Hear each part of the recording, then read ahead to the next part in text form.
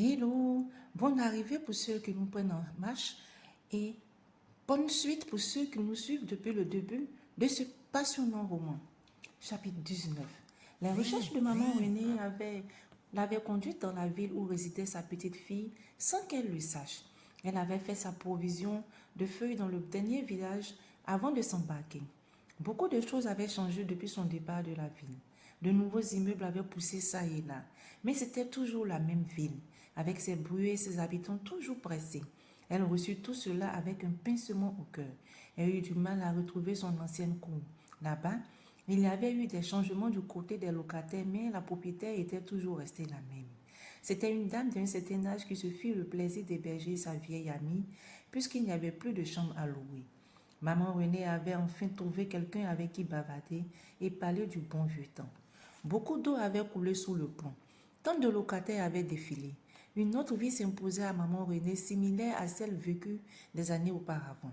Malgré la joie d'avoir retrouvé sa vieille amie, la propriétaire se posait des questions sur le retour de maman Renée en ville. Celle-ci n'était pourtant plus très jeune. À son âge, beaucoup de personnes préféreraient retourner dans leur village pour terminer leur vieux jour. Or, chaque matin, maman Renée s'empressait de sortir pour aller vendre ses médicaments. Le soir, elle revenait avec nonchalance et une certaine tristesse dans le regard. La vieille propriétaire suivait le manège de maman Renée avec curiosité. Un jour, n'était non plus, la vieille propriétaire questionna maman Renée. Dis-moi Renée, qu'est-ce qui t'a fait revenir en ville? Je me souviens, tu m'avais dit que tu n'étais plus sûre de revenir vu ton âge.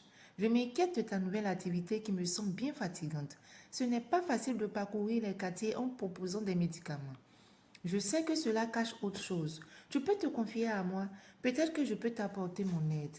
Oh, mon ami, c'est tellement compliqué, répondit René, le regard lointain. On ne sait jamais.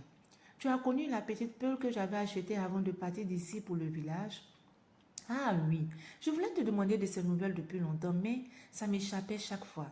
Tu sais, l'âge et les oublis. Elle doit avoir un mari à présent avec de beaux enfants.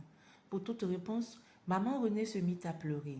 Ne me dis pas qu'elle est morte, Renée. Oh, si, mon ami. Et quelle histoire autour. La vieille femme relata ses mésaventures à son amie, celle de sa fille et de sa petite fille, et pour finir, elle ajouta. Maintenant, je suis à la recherche de ma petite fille. Est-elle ici ou ailleurs? Je ne sais pas. Chaque matin, je me lève avec un espoir nouveau et la perspective d'une autre journée que j'achèverai bredouille. Je ne sais plus si je dois continuer à espérer. Attends, René, je vais te montrer quelque chose. La femme entra dans la maison et revint avec une couverture de revue un peu froissée.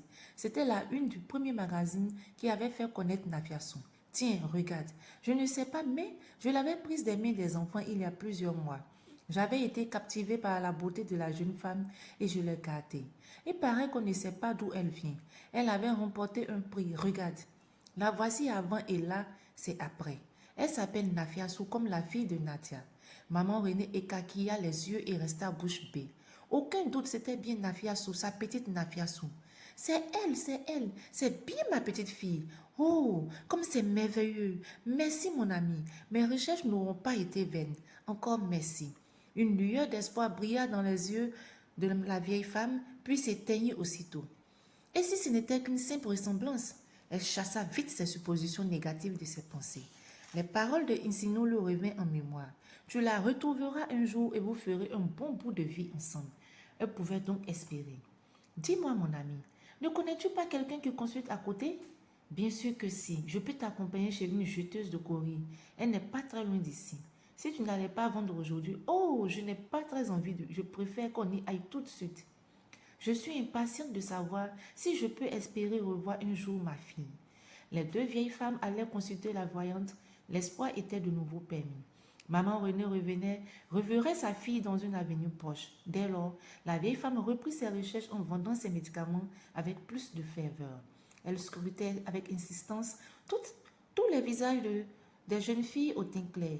Elle imaginait ses retrouvailles avec Nafiason et faisait de multiples suppositions sur la façon dont se ferait la rencontre. Cependant, elle avait un peu peur. Sa petite fille la reconnaîtrait-elle? Tellement de temps avait passé. Ainsi s'achève notre chapitre 19. Nous pouvons retenir depuis le début du roman jusqu'à présent que dans la vie, on ne sait jamais. Une personne peut t'apporter du réconfort, une personne peut t'ouvrir les portes.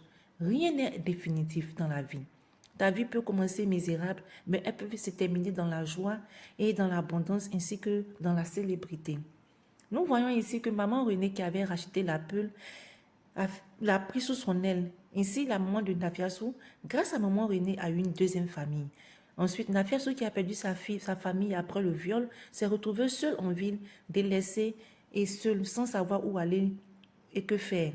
Elle avait tenté de mettre fin à ses jours et elle a eu son chemin, Charles, qui s'est occupé d'elle aujourd'hui, grâce à elle, à lui, est devenu quelqu'un de célèbre.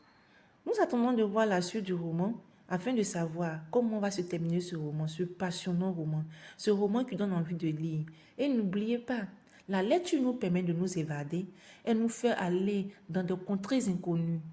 Je vous remercie.